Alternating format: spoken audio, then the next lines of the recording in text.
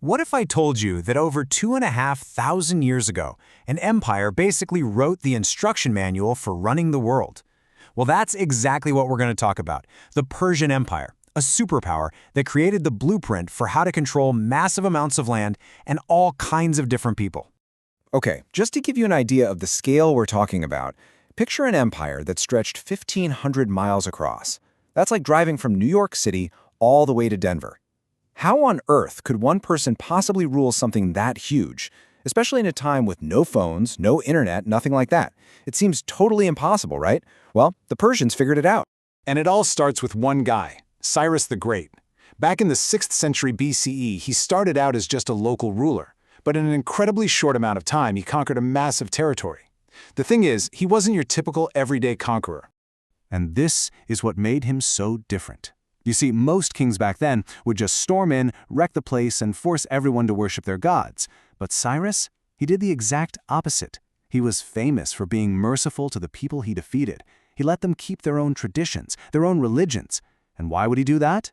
Pretty simple, really. People who are happy and respected are a lot less likely to start a rebellion. You can really see this idea in action when he took over the incredibly wealthy city of Babylon. He managed to capture it without some huge, bloody battle. And afterwards, he issued this amazing decree. It said that people who had been held captive there, like the Jewish people, could go home. And it guaranteed religious freedom for everyone. It's so revolutionary that a lot of people today look back at this as the world's very first declaration of human rights. So, after Cyrus's son died, the whole empire could have just fallen apart. But it didn't. Instead, this absolutely brilliant organizer named Darius the Great stepped up.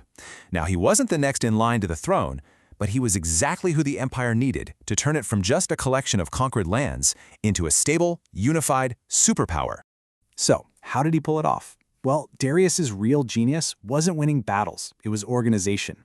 Honestly, you can think of him as the ancient world's best CEO. He's the one who created all the systems that held this massive empire together, and we're about to break down his genius plan. I mean, really think about the challenge he was up against. You've got an empire with millions of people. They all speak different languages, they worship different gods, they have totally different ways of life. How do you manage all of that without everything just exploding into chaos? Darius's first big idea was simple, but it was absolutely brilliant. He decided to divide and conquer. But, from an administrative standpoint, he split the entire empire into about 20 provinces that were way easier to manage. Think of them like modern states or territories, and each one was called a satrapy. And here's how the whole system worked. At the very top, you have King Darius, the big boss. Then, each satrapy was run by a governor called a satrap, who was in charge of things like collecting taxes and keeping the peace. But, and this is the really clever part, to make sure these governors didn't get too powerful or start stealing money, Darius sent out his own secret inspectors. They were called the eyes and ears of the king, and their job was to report everything back to him. Pretty smart, huh? But how did those reports get from the inspectors all the way back to the king so quickly? That's where the Royal Road comes in. This wasn't just a road, it was basically the internet of the ancient world. A massive 1,500-mile-long superhighway with over 100 rest stations along the way. A messenger on horseback could cover that entire distance in just 7 days. That's an incredible speed for the time, and it meant Darius could send out orders and get news faster than anyone else. Darius didn't stop there. He also streamlined the economy. I mean, how do you make it easy to trade across a gigantic empire? Simple. You create one currency that everybody uses and trusts. He introduced a standard gold coin called the daric. Just by doing that, he supercharged trade across the empire and made it incredibly rich. Okay, so the empire is organized, it's efficient, and it's super wealthy. What do you do with all that power and money? Well, you show it off. You build an army that terrifies your enemies, and cities so magnificent they leave everyone who sees them completely speechless. And right at the core of the Persian military was the king's personal bodyguard, the Immortals. So why that name? Because there were always exactly 10,000 of them. If a soldier was killed or even just got sick, another highly trained soldier immediately took his place. They're never dropped. They were basically the ultimate special forces of the ancient world. So what did the Persian kings themselves believe? They followed a religion called Zoroastrianism. The core idea was that the universe was locked in a constant battle between a god of good and light named Ahura Mazda and an opposing force of evil and darkness. It really put a big emphasis on truth and doing the right thing. But, and here's that key policy again, Even though the leaders had their own strong beliefs, they didn't force them on anybody else. All the people they conquered were totally free to keep their own gods and their own traditions. This policy of religious tolerance was a huge reason why the empire stayed so stable for so long. For its time, it was an incredibly modern idea. And to really display the empire's power and unity, Darius started building this spectacular new capital city just for ceremonies, Persepolis. The whole place was designed to just awe people.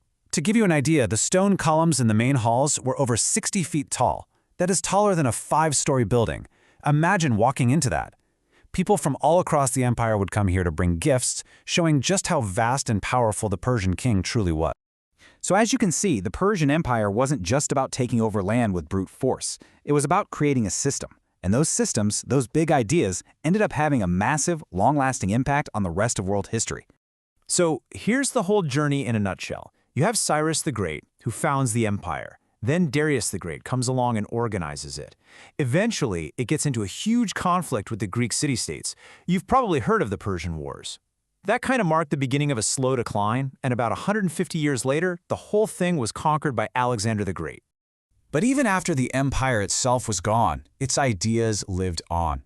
And this is really the most important takeaway. The Persians created a blueprint that was copied for centuries, a massive road network for fast communication, a single currency to make trade easy, a system of governors to manage huge territories, and that revolutionary idea of religious tolerance. Future superpowers, especially the Romans, looked directly at the Persian model for how to run their own empires. And that leaves us with one last thing for you to think about. When you look at all these incredible innovations, the roads, the single currency, the way they structure their government, the tolerance, which of these Persian ideas do you think is the most important for running a country successfully today? It's definitely something worth considering.